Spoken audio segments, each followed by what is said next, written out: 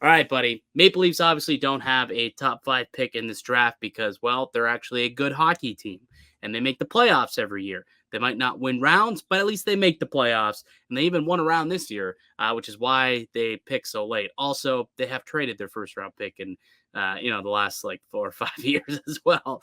But regardless, we're going to mock the top 5 of the 2023 NHL Draft. Why don't you kick us off? Give us your 5 picks, the team and the player 1 through 5. You take the floor, pal. Yeah, let's go Chicago number 1. The schlep that everyone keeps talking about on Connor Bedard. Whoa! Whoa!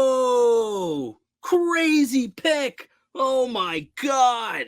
The worst is going to be when like you're actually going to have to wait for Chicago to make the pick. Clock? Yeah, the draft clock. Like if we have to go through that, this is gonna be ridiculous. Guaranteed. There's gonna be a clock. It's gonna be just ridiculous. But anyways, continue. Yeah.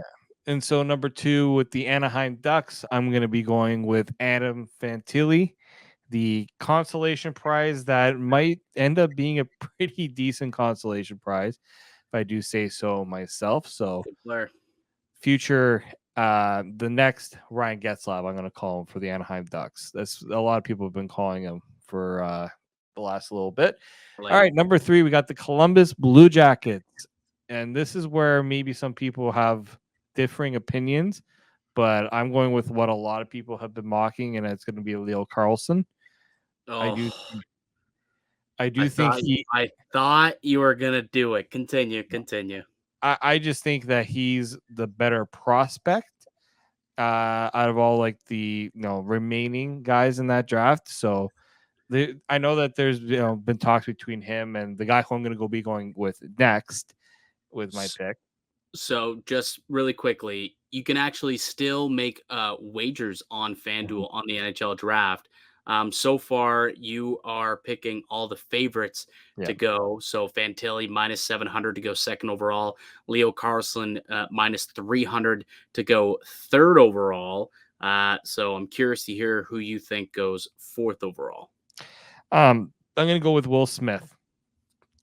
He's a guy that some people think could go third overall. I just think that Carlsson has shown a little more flash to his game. So, I just think that that's likely how it's going to shake out there. San Jose really doesn't have that center prospect in their system. That's right. So I think that makes sense for them. The real intrigue here is at number 5 with Montreal, because we've heard that they could be the team that gets Michkov. I personally don't think so.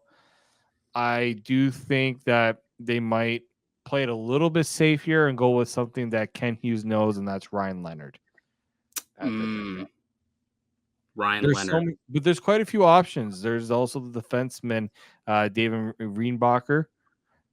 That's a player that a lot of people believe, if the Habs really want to improve the blue line, that's a position they go. But I think Ryan Leonard's the better fit for what I think the Habs will want to do here.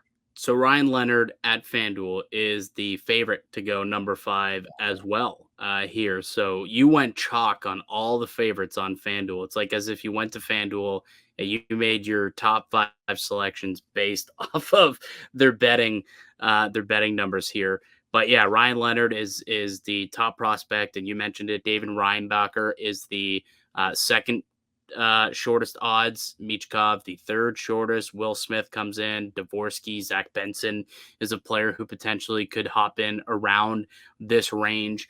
So that'll be interesting to see what ends up happening and what the Montreal Canadiens do at number 5, given they had 2 first-round picks a couple days ago, no longer just 1 first-round pick, and they trade away a high second-round pick as well. So whoever they take here, they're going to have to hit on them because they don't have, a couple more top 40 picks that they once had no more than 48 hours ago. So now, I wonder if the New Hook trade makes them reconsider what they do at 5-2.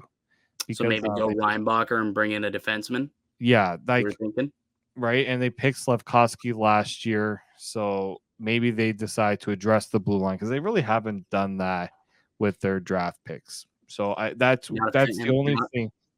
Not a fan of Right. Arbor Jack Guy? Wi-Fi? Forgot Oh about yeah, Wi-Fi?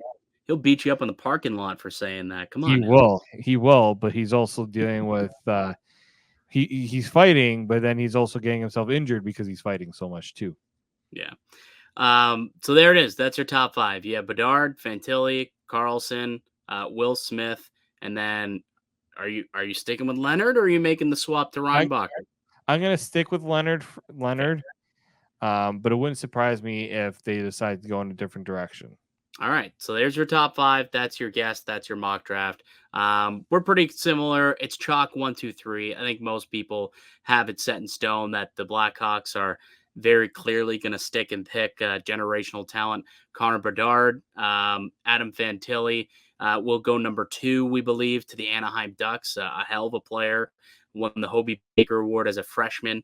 So he's going to probably get taken number 2 overall. That's where I believe he will go. And Leo Carlson, I'm with you. I think Leo Carlson is probably the better prospect. He's a hell of a playmaker, and I think that Columbus is a good spot for him. They need a centerman.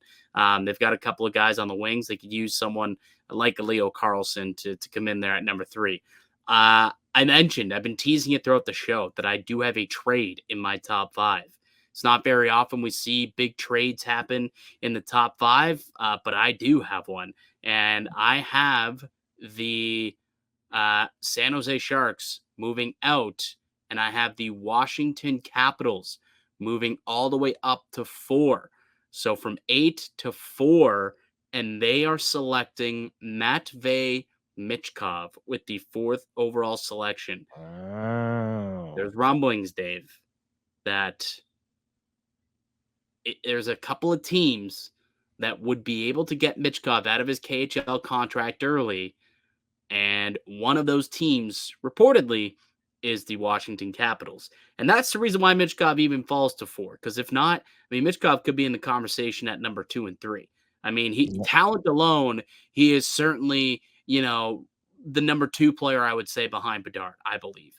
But he does have 3 years left on his KHL deal, which is why he kind of, some teams are going to be a little weary of that, just not going to be able to get him overseas and not be able to get their hands on him for, internal growth and development. They're going to have to rely on whatever he does in the KHL, and that could turn some teams off. That's why we see a lot of Russian players slide down the draft board. Happened to Nikita Kucherov the year that he was taken. And I don't know, if any of those top 3 teams are willing to make that gamble.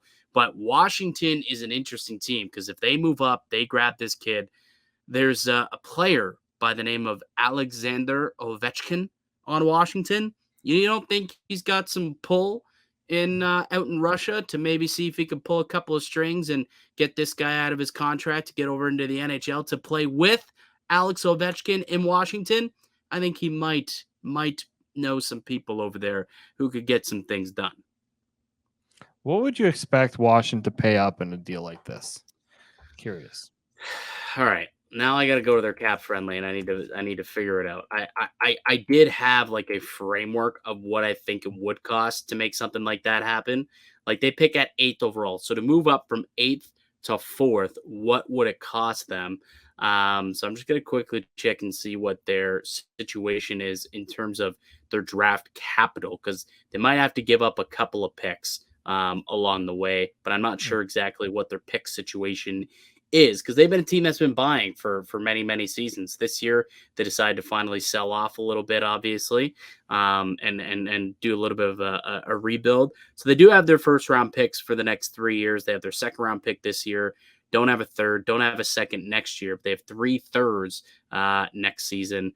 I don't know. You probably are looking for 8th overall. Obviously, maybe even you try and grab, another draft pick either in the second round, or you try and get the 3rd round pick, or you could try and get, another player. I mean, if you're talking about the San Jose Sharks, they probably want some young guys potentially. Do you, entertain putting in a Connor McMichael or a Hendrix Lapierre in one of these trades potentially?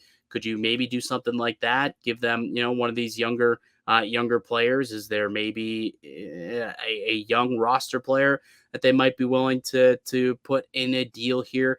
potentially to make something happen? I don't know. Perhaps that's kind of where I was leaning. Could they maybe an Anthony Mantha? Like if they want to move on from Anthony Mantha, maybe he's somebody you could toss into a trade here. And he could go and maybe try and resurrect his career and get a bigger role with the San Jose Sharks, and they get a roster player who could come in and serve as a good NHLer for them. So I think that there's enough pieces that they have, whether it's in their system or a pro like Mantha or a couple of their prospects and picks, that they could certainly put together a package to move up from 8 to 4 and get their guy in Matvei Michkov. So that's like a pipe dream type thing, but man, I think it's possible, and we'll see if Washington can make it happen. Which leads to Montreal's pick here at number 5. And I'm with you where I think Will Smith is a terrific prospect, center prospect. And I think this is where Montreal gets themselves a good two-way centerman here from the national team development program. They get like 100 and something points last year with the national team, 127, I think it was. So he's a really good prospect. So I think Will Smith would be a great selection there at number 5. And that rounds out the top 5 box. So I've got Bedard, Fantilli, Bedard going to Chicago, Fantilli going to Anaheim, Leo Carlsson going to Columbus. We've got Washington trading into the number 4 pick to take Ovi's fellow countryman, Matvei Michkov. And then I've got Will Smith going to the Montreal Canadiens at number 5 overall. I like that one, pal. Not bad. A little spark, a little juice. Never gonna hate on that, for especially around draft time where it can get a little predictable. So wouldn't hate a little fun to come out. Dude, silly season, man. Silly season. Let's get silly. Let's get some movement on the draft board. Some players, some moving, some shaking. That's what I love about this time of year. There's so much going on.